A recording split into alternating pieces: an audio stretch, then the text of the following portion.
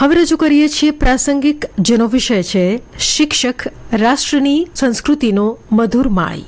સંપાદન અને પઠન નેહલ ઠક્કર.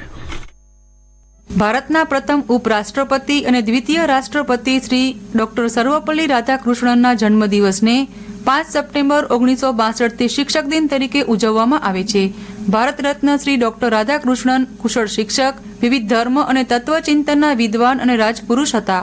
તેઓએ ભારતીય તત્વચિંતનને પશ્ચિમી વિચારધારાની ઓળખ કરાવી અને પશ્ચિમી જગતને ભારતના ધાર્મિક અને ચિંતનનીય સાહિત્યનો પરિચય કરાવ્યો હતો.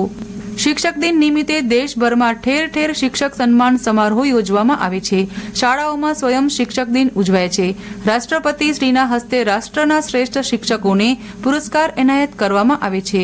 શિક્ષકની ઘણી બધી વ્યાખ્યાઓ થઈ શકે, પણ સાદી ભાષામાં કહીએ તો શીખવાડે એ શિક્ષક. જીવનમાં કોઈ પણ મુકામે કોઈ વ્યક્તિએ આપણને કંઈક શીખવ્યું હોય તો તે સૌ આપણા શિક્ષક જ કહેવાય. ભૂતકાળમાં એક નજર કરીએ તો સમજાશે કે ભારતીય સંસ્કૃતિમાં ગુરુ શિષ્ય પરંપરા એટલે અદ્ભુત શિક્ષણ પદ્ધતિનું અનેરું મહત્વ રહેલું છે.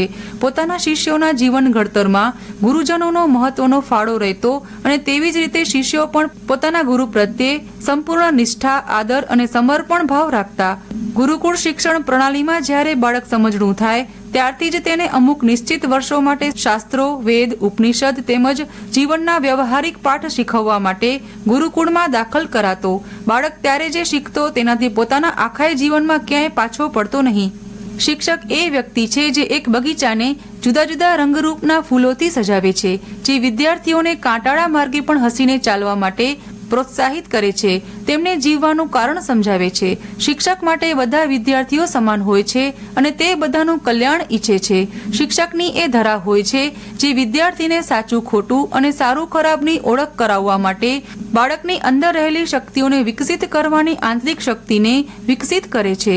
તે પ્રેરણાના ફુવારાથી બાલકરૂપી મનને સિંચીને તેના પાયાને મજબૂત કરે છે અને તેના સર્વાંગીણ વિકાસ માટે તેનું માર્ગદર્શન કરે છે. પુસ્તકી જ્ઞાનની સાથે નૈતિક મૂલ્યો અને સંસ્કારરૂપી શિક્ષાના માધ્યમથી એક ગુરુ જ શિષ્યના સારા ચરિત્રનું ઘડતર કરી શકે છે.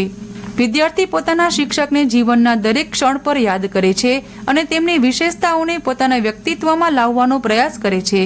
સારા શિક્ષકથી શિક્ષા મેળવ્યા વગર આપણી અંદર સદવિચાર આવવા મુશ્કેલ છે. આ શિક્ષા જ આપણા માનવ જીવનમાં સદવિચારોને જન્મ આપે છે.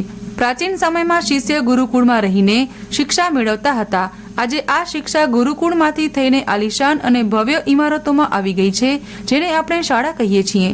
શિક્ષકોએ પોતાની જવાબદારીને નિભાવવી પડશે, ત્યારે જ રાષ્ટ્રના આ કોમળ ફૂલ મજબૂત હૃદયથી રાષ્ટ્રને મજબૂત કરશે. વિદ્યા દદાતિ વિનયમ, અર્થાત વિદ્યા વિનયથી શોભે છે. જે જેટલો વિદ્વાન હશે તે એટલો જ નમ્ર પણ હશે. શિક્ષકો પાસે તક છે વિદ્યાર્થીને રાષ્ટ્રભક્તિના સંસ્કાર આપવાની, તેને સમાજ પ્રત્યેની જવાબદારીથી વાકેફ કરવાની, ચારિત્ર્યવાન નાગરિકો તૈયાર કરવાની.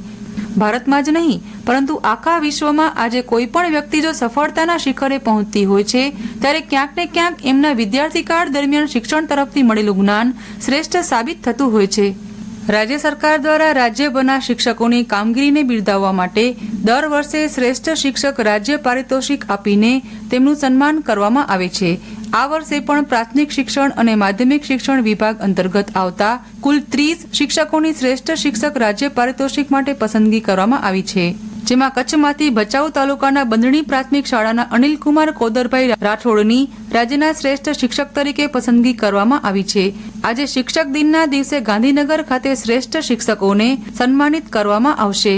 આ ઉપરાંત જિલ્લા અને તાલુકા કક્ષાએ શ્રેષ્ઠ શિક્ષક પારિતોષિક માટે પસંદ થયેલા શિક્ષકોની યાદી જાહેર કરાઈ હતી, જેમાં જિલ્લા કક્ષાએ 4 અને તાલુકા કક્ષાએ 15 શિક્ષકો પસંદ કરાયા છે, જેમને આજે મુક્ત જીવન સ્વામીબાપા મહિલા કોલેજ ખાતે પારિતોષિક એનાયત કરવામાં આવશે.